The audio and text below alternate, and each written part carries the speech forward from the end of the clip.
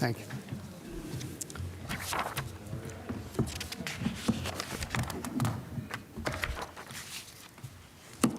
Good evening, everyone. Tonight, this evening, we're going to go over our caucus with Geisinger, GCMC. They're going to provide us with some more information. I know you've been in a bunch of places the past 2 weeks, but we'll do it again. So whenever you're prepared or whenever you're ready, you can begin. Okay, can you hear me okay? Yes, it's difficult in here. Just speak loud. It's hard to hear. Okay. Want to thank you for the opportunity to come tonight and spend some time talking to you about the concept that we've been working on to be able to provide additional health care into the community in Scranton and Lackawanna County at large, and to also support the mayor's request for this zoning change. We were here 2 years ago. I think we'll just start by bringing up a timeline of sort of where we've been. But about 2 years ago, we were here before, looking to make some changes on our property as well. And you know, at that point, the changes that were made were not going to be able to support the plans that the team at the time had. And so focus was turned to some other projects within the health system. And we went about making some changes in some other areas. And then about 18 months ago, the picture of healthcare in this community started to change pretty dramatically, and we got word that CHS was going to be looking to leave the community. And at that time, we started getting calls from so many people, local leaders, right up through the governor's office. Quite frankly, those conversations started with a question of what is Geisinger going to do about this? And so the announcement of these changes pushed us into very quickly short-term and mid-term planning for how we would respond to make sure that care for the people who live in Lackawanna County would be able to be continued. And we spent a lot of time understanding what the needs of the community were and how we could go about addressing those to the best of our ability with the resources that we have. And that led us to plans that have been approved and are in motion. Some of them are done, some of them are in construction now, but have led to a $50 million investment within the walls of GCMC and in some other property that we own in the city. And it has given us the opportunity to increase our emergency room space, increase some inpatient beds, add some additional important imaging to the campus, increase medical transport because that is going to be a major issue, add a NICU, add labor and delivery expansion space, and open what I believe is the first continuing care nursery designation in the state of Pennsylvania, so that we could provide some higher level care to newborns before the NICU is ready. So we've been working very hard to make sure that we can meet the needs of the community regardless of what happens in the other facilities. We've also significantly increased our outpatient space off of campus so that we could create capacity within the walls of GCMC.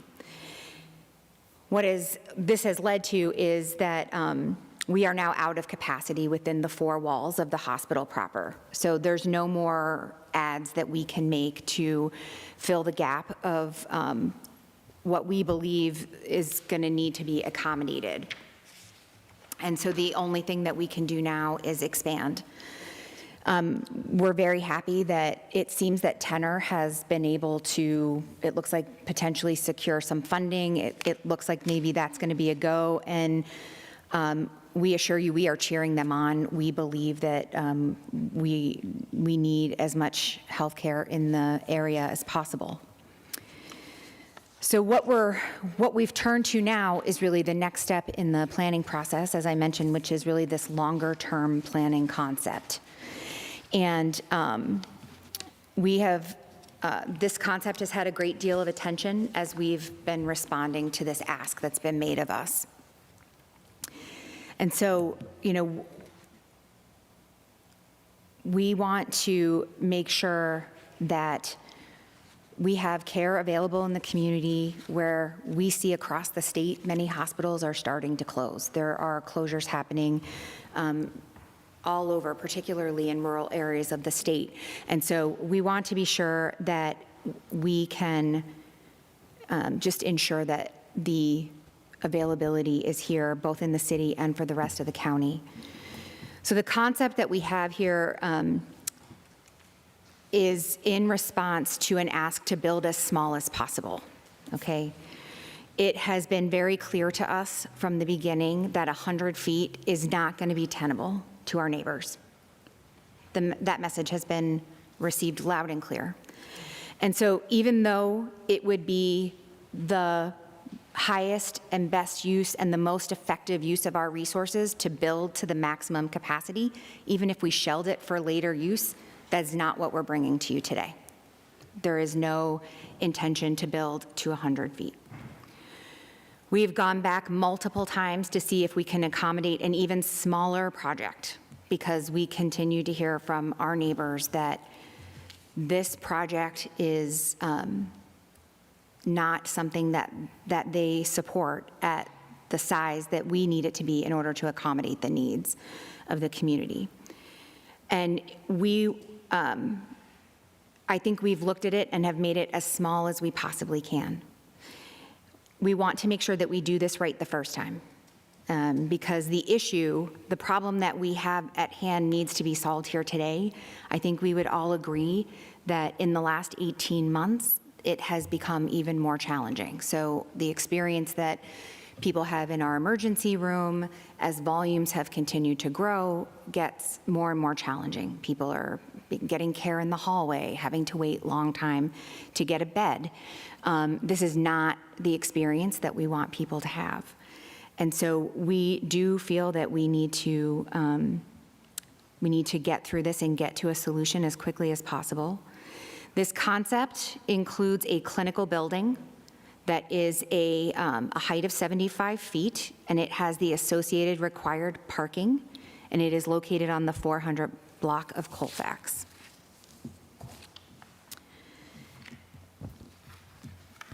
And so what you're seeing here is a picture of what it could potentially look like.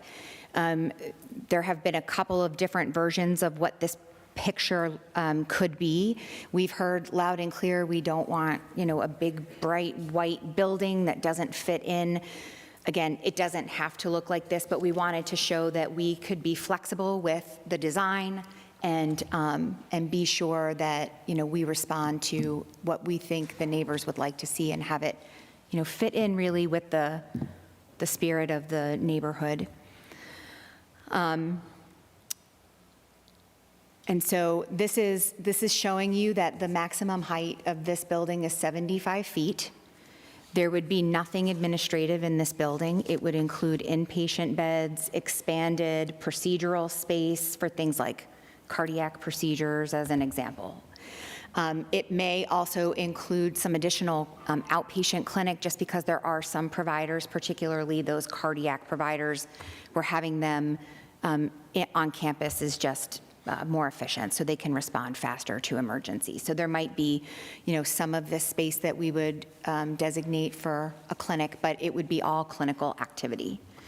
And it would expand the services that we are looking to offer today. So, again, just shoring up labor and delivery, shoring up NICU, making sure we have enough inpatient space, making sure that we've got enough procedural space so that we can take care of what we know the community here is going to need based on the demographic and the types of care that we see coming. The last slide is a picture you've seen, which is just that zoning map by the blocks. It's just what's included in the proposed zoning change. So we just thought we would include that again.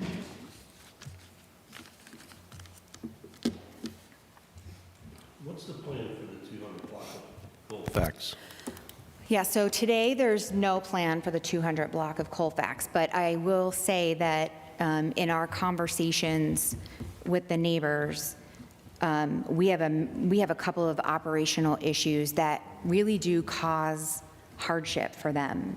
And traffic is, I would say, one of the things we hear about the loudest. And so while we have no plans for that particular block today, I do think that it could be leveraged to help improve the traffic flow as we go through the normal steps of any project, right? So if this zoning ordinance goes through, any plans that would be created that would support the concept that you see would go to the zoning board. It would have to go through all of planning commission. It would have to go through all of the normal steps, procedural steps, including things like a traffic study. And we had that conversation with some of the neighbors in particular where they asked for things like four-way stops and how can we just make it safer. And what we shared with them is, of course, we have to do those things and we are required to do what PennDOT tells us to do. But what I also shared with them is that John and I, we take that feedback from the community very seriously. And in another project that we're working on, we had community members come to us and tell us that they didn't feel that what PennDOT proposed was enough and it wasn't going to be safe enough. And so we supported them in their request for an even stricter change to traffic, where we asked for a change to speed limit on a major road so that the people who would be coming and going from our facility would feel safer. So we're very much in support of, the things that we're hearing from the community. So today, to answer your question, there is no plan. We are not coming to you today with a picture of a rendering or anything. But given the nature and the severity of what I heard from the neighbors, I think that could become a place where we could solve for that and make the things that are happening in front of their homes and just ease that burden for the neighborhood. You mentioned that there's going to be parking with this new building over in the 400 block of Colfax. Mm-hmm. Yep. Where exactly will that parking be? Is it going to be closer to, I guess it would be Pine Street? It would be on the west end of the block. So that gray, if I'm looking at the concept drawing or the rendering, it would be the gray section? Yes. And, okay, so how many vehicles do you plan, how will that hold? Do we know? I can answer that. So right now, in the neighborhood of right around 400. 400, Correct. okay. And how would vehicles, like where's the entry point to that? We don't have that established. Don't yet. know at this time? No, correct. Okay. As Megan mentioned, our focus thus far was to figure out space needs and programming needs at a certain level.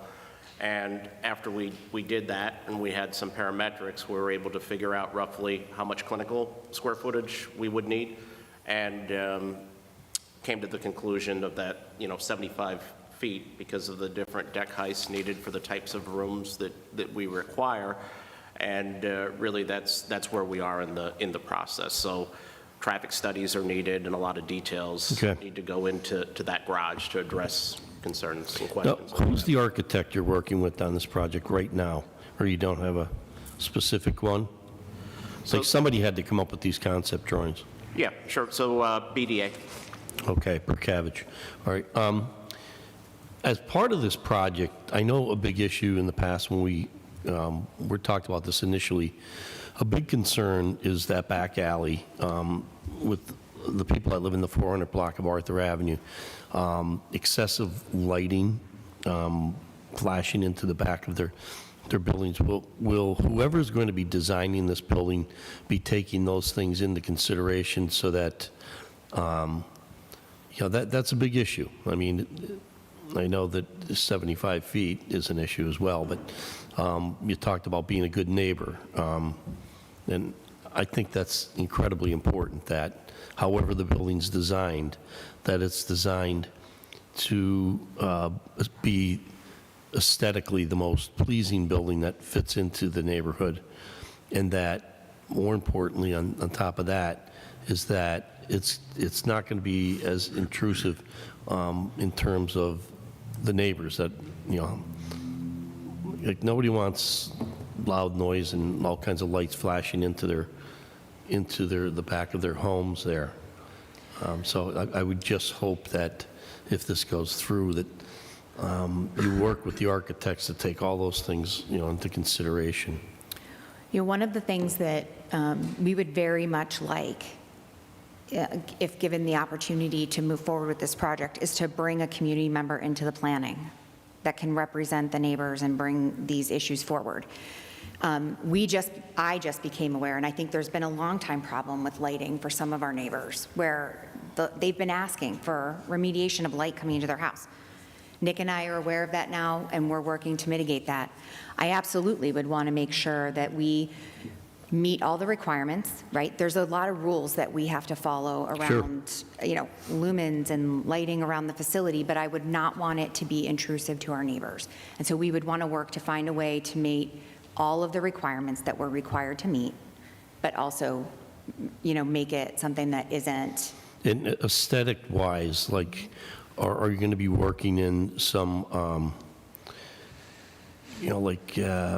some plants and some trees and some things like that to soften it somewhat? Yeah, I think when we start with the facade of the building, everything from considerations with glare, I mean, that can be a large issue in Sure. itself, to, green space around the buildings. We have done quite a bit of work with green buildings over the last few years at Geisinger on a few of our buildings. We have features such as green roofs, and we have a lot of other external features that help with that. That is an area of focus for us now. Yeah. So when I look at this here, would there be entrance or like patients, whoever, would be walking in off of Mulberry or off of Colfax? Obviously, if they're parking in the garage, they'd be able to enter directly from inside the garage. But and I would think a lot of, with that crosswalk up there, doctors and patients would be crossing over from the other side of the hospital. Mapping out patient flow is an important part of the process, but the way I have been thinking about this is that, predominantly people would park in that parking garage and just come in, so you wouldn't have them walking, sort of around. Right. They also could park in the other parking garages and use the other sky bridge to come into the hospital, and then use this bridge to get into this building if need be. So I wouldn't hope that there'd be a ton of people walking on the street based on where we would be wanting them to Okay. park. Is it fair to say right now that you don't have enough hospital beds in your existing?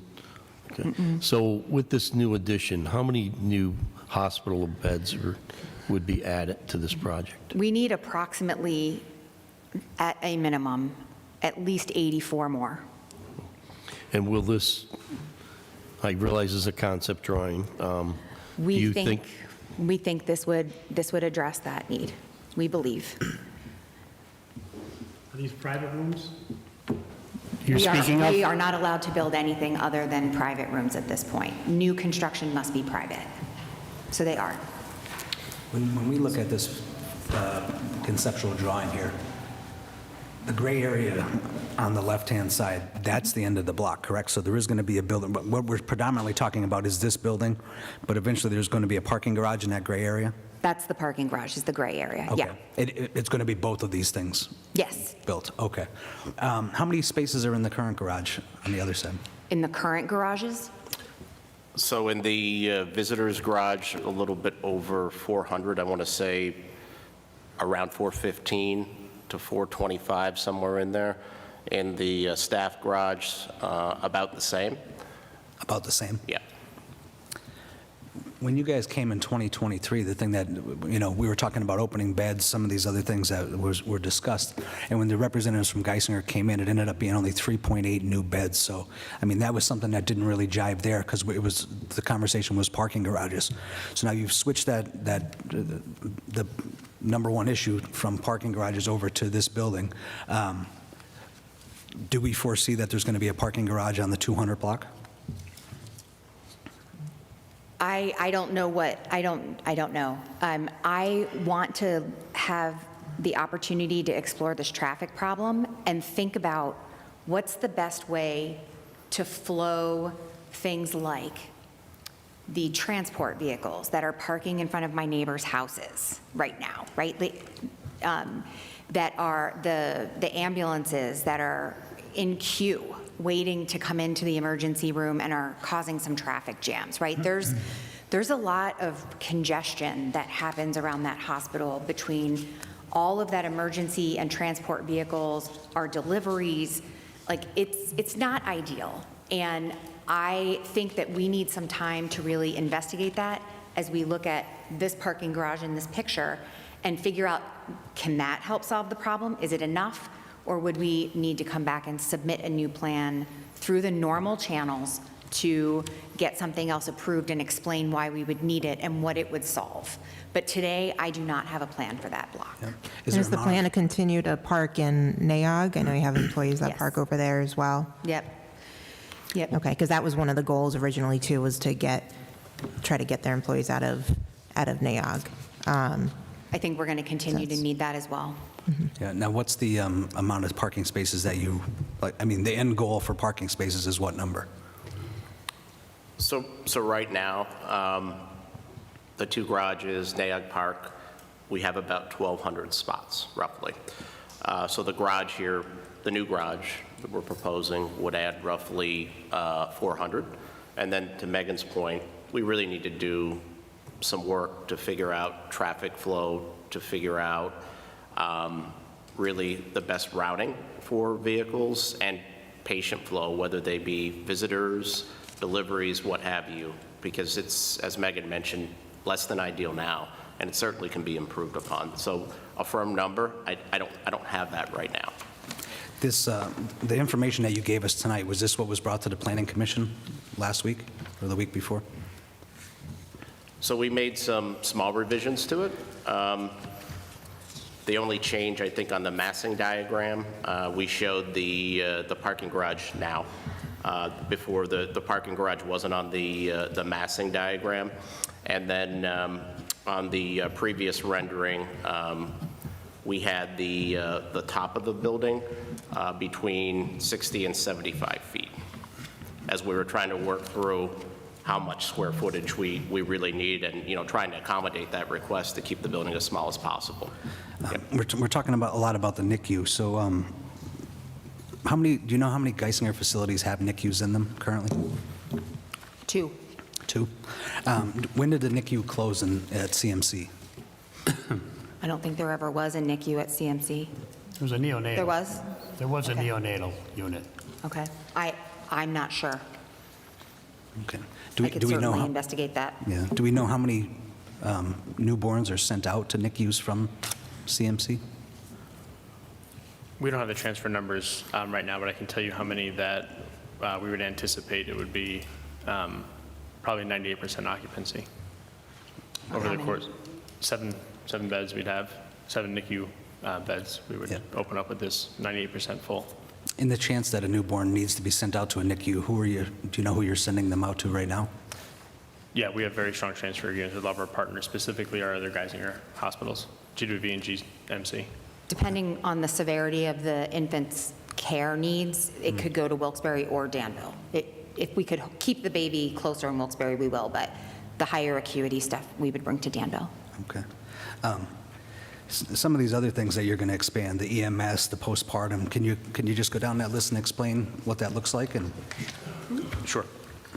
So our let me go back to the page. Our postpartum expansion actually opened up yesterday, our first wave of it. So 12 beds opened up yesterday. That's inclusive of a continuing care nursery, like Megan mentioned. The remaining 7 beds will open up by April, I want to say. And that was slightly delayed because the logistics with our ICU and the elevators. So we've heard loud and clear that the postpartum was a need specifically related to the healthcare crisis in this community. So that was our #1 focus during this past year. okay, so that piece is completed. Not fully. 12 of the beds are completed. Okay. How about the EMS expansion? If you could just, like I said, work down that list Sure. and just tell us what that looks like. Sure, EMS expansion is not for first responding. It's simply for transport. We have to have EMS units available to transport patients to other facilities should we not have capacity to take care of them. That's Geisinger vehicles transporting from CMC elsewhere? That's correct. Okay. I'll just keep going down the list. We have a MRI constriction at GCMC, so we were fortunate enough this past funding cycle to secure additional funding to open up a second MRI in June. That's for construction and also for equipment delivery. The ED expansion is underway. We had some last-minute revisions. I'm going to say underway in the planning phases. Last-minute revisions related to capabilities in that space, but our clinical partners are at the table and very excited for that expansion. That will take place in the old multi-specialty clinic across the lobby from our current ED. Okay, so the MRI expansion occurred already, and it occurred within the current building? The MRI expansion is planned to occur within the current building. That has begun. It is effective June 2026. Okay. The NICU we spoke about and the GSWB bed expansion is part of our emergency response that we had planned for, but that's at Geisinger South Wilkes-Barre, and that's for additional beds in the northeast community that we would need to take care of patients should we have had an imminent closure of the two facilities. And then the NICU is going to be in the new building, or that's going to be in the current building as well? The NICU is in the current building, third floor. Okay. And what's going to be housed in the new building? The new building, we're still working on the programming for. We know we're going to need additional critical care, additional procedure space, and additional inpatient beds. I have some questions regarding the ED, because that's what we hear a lot of, there being issues with too, not enough room in the emergency department for patients, or maybe not being able to move them up to other floors quick enough. Could you go into any of the data behind that, any increases that you've seen in patients needing emergency care, visits to your hospital, and any expectations for that to change or increase more, and how this expansion could take pressure off the ED? Absolutely. Over the recent months, we've seen a 7% increase in our ER visits, which means we're right around 6,000 visits per month in our ER. Our ER has 30-ish traditional beds plus 20-ish hall beds that we see patients in every single day. Patients can wait in our ER, some as long as 7 days, depending on their needs. Right now, we have maxed out our ability to push patients through our ER and onto the floor beds, the beds we have in our med-surg units or ICUs, which is the reason for this expansion request that you're seeing today. Right now, what we do is we safely move patients through our healthcare system as efficiently as possible. That also includes a space we like to call a discharge lounge, which is in our lobby at this point. So when a patient is safely ready to be discharged, we'll move them downstairs so we can begin the cleaning process on that bed and pull another patient up from our ER to minimize that time that they spend in a hall bed or a regular bed in the ER that we can then use for another emergent patient that's coming in. All right, so I just want to ask one quick one, Mark. Go ahead. Thanks. So if you were approved for this expansion, how many additional positions, I'm assuming you're going to have to hire new staff, professional staff. Do you have an idea as to roughly what you're looking at there? Sure. So I can't give you a number for professional staff or support staff we would need. We obviously have an idea of how many physicians or types of physicians we would need depending on the patients that we expect to place in there.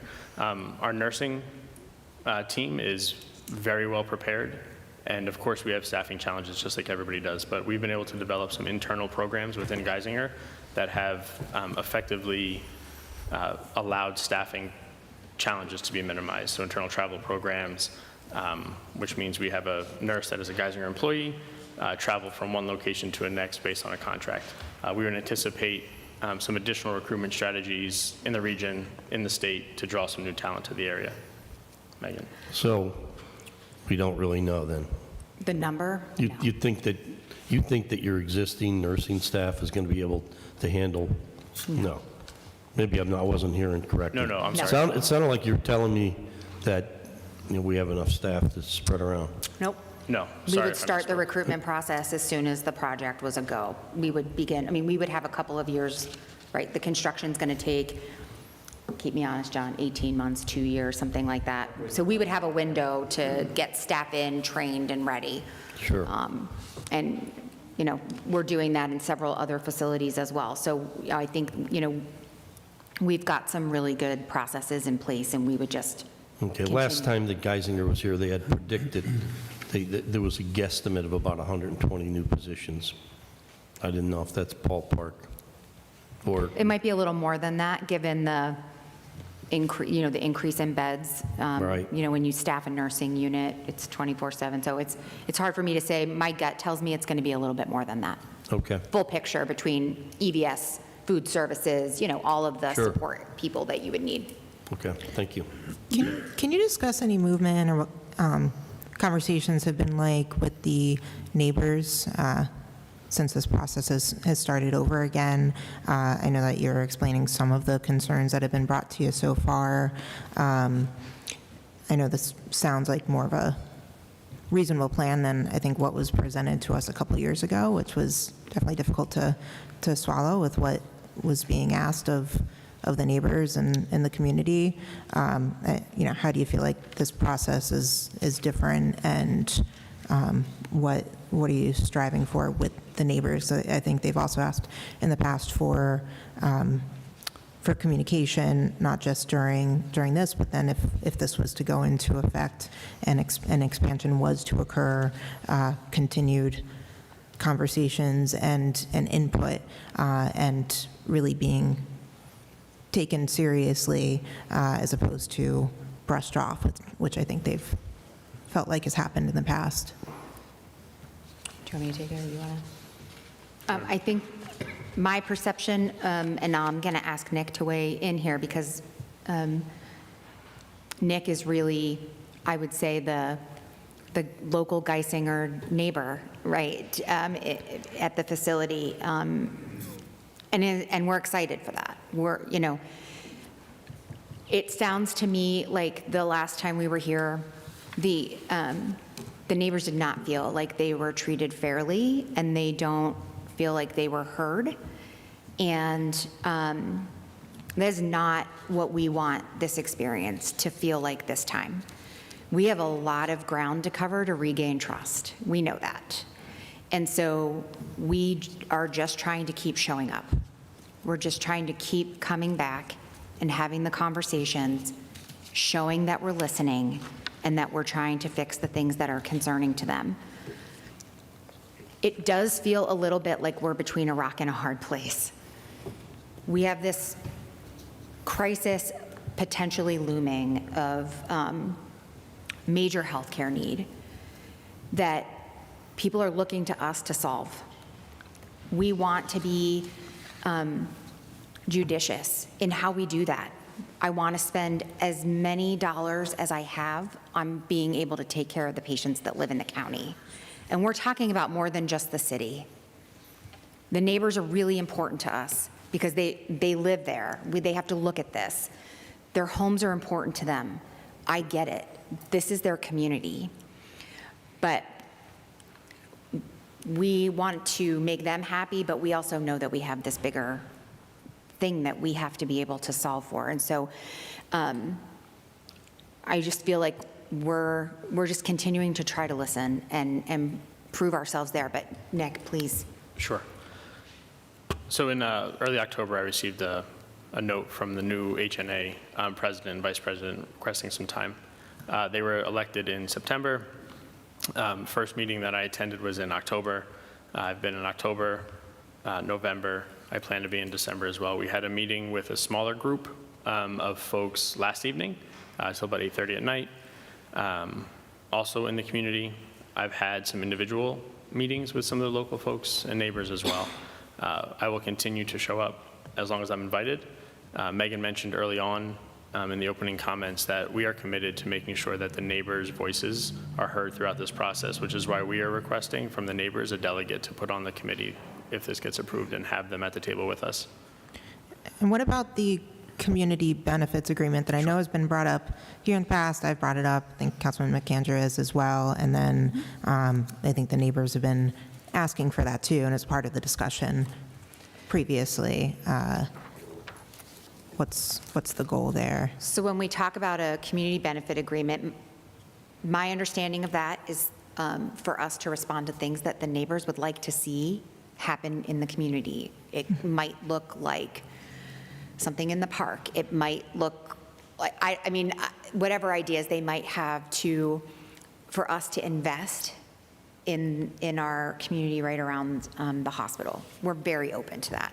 I'm not sure that we've directly heard what they might want. We want that conversation. We're ready to have that conversation. I think that there's also been, brought up a sort of a good neighbor agreement, because the way that this amendment comes through, it does permit a much larger facility than we want to build, but there's not a lot of trust right now, and we want to build that trust. So we're willing to sit down and have that conversation. Is there a way to come to an agreement that would have some teeth to it, that would give them that confidence that, and that we're going to have integrity and stick to the plans that we've committed to. We're open to that. I'm not sure that we've been able to, in our communication, get to that point yet, but we're going to keep coming back to the table so that we can try to facilitate that. Okay, but a good neighbor agreement would be separate from the I think they're two community different things, benefits yeah, agreement, and I right? think we should talk about both. I mean, we're ready to do some things in the community for sure. See, now where the trust comes in, right? And we went through this in 2023. And bodies like this, in municipalities and on county level, wherever they may be, good fences make good neighbors, right? Yeah. So if we were to move this to Civic, you have the option to go up to 100 feet. We curtailed that option to have you, Geisinger, come to the table to give the plans. So right now, my first question, and you acknowledge the fact that this is a non-traditional method when you were speaking earlier. Why take this route? Why are we taking this route to get the height adjusted? Why not go to zoning and get a variance? When we're going to ask for 15 feet or 30 feet, that doesn't sound like a hard, with everything that you're bringing to us with, we have the crisis factor that comes into play that always gets spoken about, and whether it comes to parking, housing, food, healthcare, anything, that's going to be spoken about. But why not come to zoning and ask them for 15 feet or ask them for 30 feet? And I think just the route at first is where some of the trust is lost as well. Understood. So what has been explained to us is that to apply for a variance and go through zoning, first of all, the size of this concept that we're putting in front of you, this is not a small variance. This is not 5 feet. This isn't 10 feet. This is a substantially different type of facility than what the zoning that has been assigned is intended for. And that's why I say bringing all of that Right. information, all of that expansion, Right. the crisis portion, all of that. to the- Understood. But the second part of it is that when you are applying for a variance, you have to be able to demonstrate that the land is creating a hardship for you to be in compliance. We do not meet that criteria with this property. So we could come that way, but there's no real basis for that to be a legitimate argument. And so as we've been talking through what is the right approach here, what is the right way to go, this was the approach that came forward through the mayor. We're here to support it, but I want to say very plainly that we hear that height is a problem, and what I can assure you is that we have revisited this multiple times to make this thing as small as we can, but to build what we need, so we only have to do it once and we can get to the solution and be done. I would also like to get to that place, too. I'm sure. We would too. All right, so you stated earlier with regards to, hey, what are we going to do with 200 of Colfax? And you said, I don't know yet. And Mr. King said, well, maybe a garage. And you're like, we don't know yet. But you stated that when that time comes, you would go through the normal procedural steps through zoning and planning. My understanding is if our the legislation in front of us passes and it, is designated civic, you don't have to come. You only have to come if you want to go over 100 feet. It's my understanding. Well, I don't know. We can maybe clarify that before the vote, but my understanding is that. And that's okay. And once again, I'm the one who asked you to come here, to be honest with you. I made the motion at one of our meetings to please come and share whatever information you can, because we all want better quality health care. That's the point that I think I have to keep stating, that this is nothing personal. There's not anybody in this room or in this room for the past month that doesn't want better health care. All right? So, but I'm a process and procedural guy. And I stated some things last week, you weren't here, so, and I can only speak for myself, but do we embrace engage economic development? Yes. Do we embrace, encourage, and welcome better quality health care? Of course. But in my role, we're supposed to be fair with everyone we serve. This is why we have authorities, boards, commissions, and provide procedure, processes, and continuity with all of it. And I did like saying, being fair, when our biggest developers, and there's some big ones, you guys aren't from here, there's some big developers here. A gentleman named John Basiliga, Charlie Jefferson, Art Russo, and that's just to name a few. But when they want to do what they do best, they play by the rules and present their plans to the Planning Commission, which are then moved on or forwarded to zoning to hash out any variance if needed or warranted with public input. All right? This is good government. This is what I'm used to, being here middle of my second term. So these gentlemen, along with other developers, have greatly stimulated economic growth, increased revenue to the city, and have transformed downtown into something very special. There are no special zoning amendments for them, or even yours, and I'm not trying to be derogatory or anything, but it's at the point where this is the Geisinger Amendment. It's named after you guys. And that's not a good thing or a bad. I don't think that's a good thing. I don't think it's a good thing, but it looks like special treatment, if you understand what I'm saying. Because I have to respond to people the public that come to me and say, hey, Mark, what's going on here? This isn't fair. This doesn't look fair. So, like I said, there's no special proposed zoning amendments named after all these big developers. They go through the process like everybody else, the mom and pops and anybody else who wants to do something in an apartment building. So that's the issue I take. I'm a procedural process guy. When you were denied and set at institutional a couple of years ago, there was no plan B or C. You didn't appeal it like everybody else does. That's the process. You didn't come back in 2 years. You had a special proposed amendment by the mayor done for you. And that's why you ran with it. I get it. But it's circumventing the process that I'm used to and I try to uphold and be fair with. It's nothing personal, but that's where I'm at. And I'm just letting you know. And once again, I appreciate you coming in, all of you. We appreciate what you do in healthcare, obviously. But I'm just not happy with this whole process and how it happened and how quick it happened, being, in the month of December. So that's just my 2 cents. I'm chiming in here.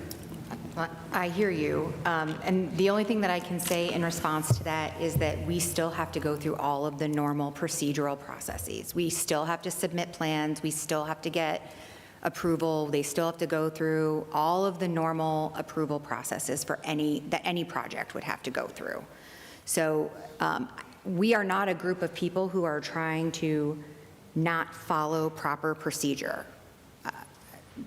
This is what we do. We're just here to support the zoning amendment that's come through because it will give us the ability to solve for the need that we've got, that our neighbors are going to have, that the people in the county are going to have. And so I hear you. I understand what you're saying. I respect what you're saying. We're not looking to not follow the proper procedure. I've tried to explain why the variance process has been described to us as not the proper procedure to move forward with. So that's the best I can explain based on the counsel that we've been given and the conversations that we've had in how to best move forward here. But I hope you understand that a proposed amendment to our zoning ordinance for one entity is not the norm. Do you understand what I'm saying? It's just not, and it doesn't look right, it doesn't feel right. And that's, I can only speak on behalf of myself, but our job is checks and balances, scrutiny. So I'm just, I'm speaking out loud instead of holding it in. I think we need to talk about the things that are sort of the elephants in the room, and I know that this is out there as a concern. I will also say that I can't say why nobody appealed this when it occurred 2 years ago. None of us were in our roles at the time. I think that there was not a burning healthcare platform, and there were other projects that, we turned our attention to, right or wrong. I mean, we can Monday morning quarterback what happened the last time we were here all day long. But we're here now because we have a situation that we need to solve. And we wanted to come tonight to just try to answer your questions and provide as much information as we have, which isn't a ton. But we were asked for a picture. We've done the work to try to create a visual of what it could look like. We've been asked to keep it small. We've done as much work as we can up to this point to do that. So if nothing else, we're trying to demonstrate to you that we hear you, and we're trying to come to this table in good faith, as transparently as we can, with what we're trying to solve for, what we would like to do, what it could look like, and that we do want to be good neighbors. And we fully acknowledge that that is going to take time to rebuild, and we're committed to it. I think those are the most important messages that I can leave you with. Can you just take a moment and help me play out the worst-case scenario if, and the fear in the back of my mind and a lot of other people's, if Commonwealth does close, if the Tenor deal doesn't go through, or if something happens with Tenor in the future? Sure. What then does Geisinger do, and if this amendment was not to go through? Sure. Our immediate plan would be alternative care sites on the same lot we're talking about, which would Triage sites? which would look very familiar to military-style hospitals if we needed to, and that's to make sure we have enough beds for our inpatients on top of all the transport outs that we had mentioned earlier. This is a very real concern that we have. We've been dealing with this for well over 12 months now and making sure that we can mitigate this as much as possible. There's been a few renditions of the plan because our team continually feels that the more time we have and the longer runway we have, the better we can plan, so we continually make improvements to that. But this would be a regional crisis, not just in Scranton. This would also impact some northern counties and also Luzerne County. And that's as short as I can make it. Getting back to that community benefits agreement, I believe, and I can't speak for the neighbors, but I do believe one of the things that they're looking for is a height. They'd like to get a height in there. I don't know what the legal process looks like to get one of these community benefits agreements done. I believe it's going to be something that has to come prior to passing. But I do believe height is one of those things that they would like to see in there. My fear, like you said, you weren't here the last time. My fear is you may move on to different projects in different areas of the state or wherever you may go, and the next 3 people that come in here are going to be telling me, sorry, we're going up to 100 feet, that's what your zoning allows. So that's where I stand, and when I made that good fences make good neighbors comments, that's what I was referring to. Because once that goes through, that's where you guys have the room to grow to 100 feet. So looking out for the integrity of the neighborhood here, and I do think a compromise could be made, just the route that we're going to take to get it. So the community benefits agreement, my understanding is that requires legislation and through this body. And an ordinance has to be created. That's what they did in Philly, so I'm assuming, I don't know. well, I looked into it a little bit, so I think that would have to happen first, and government's slow. That's not going to happen anytime soon, with our recess coming up for December, but I haven't been picking sides here. It might look like it, but I'm elected by, I sit in this seat by the pleasure of the people that elect me. So does it look like I'm taking their side? Kind of, but I want to compromise, because I'm thrilled at all the good things you do. But you've said that you've met multiple times. Is there a number that anybody, that the community has an appetite for? Okay, 45. It's 45 now, but for a compromise, is 60 the number? I don't know what the number is. I want to be, you know, happy with a compromise where there's a number met. Now, you're saying 75 is with everything presented, and I don't know if that's a compromise number for them. I don't know. I just want one, and I think everybody wants one.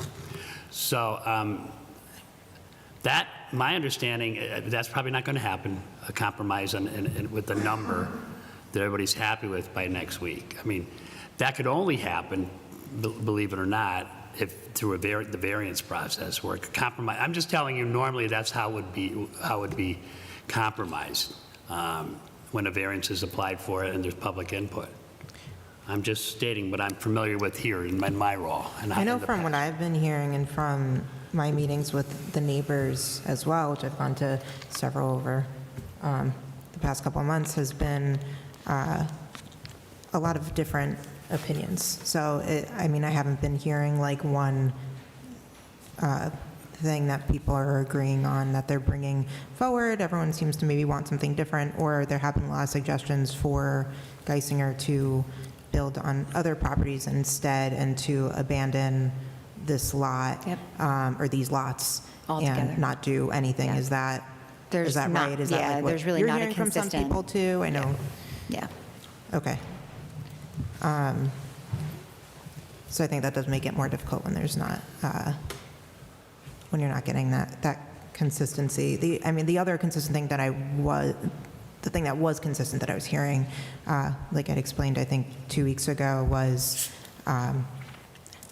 excuse me, asking why you're not able to go to the zoning board, or why you haven't gone to the zoning board over the last couple of years since the last vote. And I think you did take the time to explain and go through that tonight. It seems like it's already zoned at Town City Institution, which is 45 feet, correct? The challenge is there's nothing in between Town City Institutional and Civic. It sounds like there has been a bit of a compromise saying that if you were approved at the Civic, that you wouldn't exceed 75. Is that correct? Can we hold you to that? Yes. Okay, thank you. All right. So how do we go about holding you to that? What would that process be? I think that's where we need to explore it jointly with the CBA and the possibly Good Neighbors Agreement, but that's what we are stating tonight, is yes. All right. So you're on the record. Thank you. I just want to say one thing. 2 years ago, when we did the zoning ordinance went over, I was the sole vote to keep the Geisinger building alive and to have build it, only because taking the civic zone and giving 2 hospitals the civic zone, and then not giving GCMC a civic zone. And we basically took 2 lots and we made them a special zone, which is basically spot zoning. I don't know why you didn't take it to court back then, because I don't see a loss there.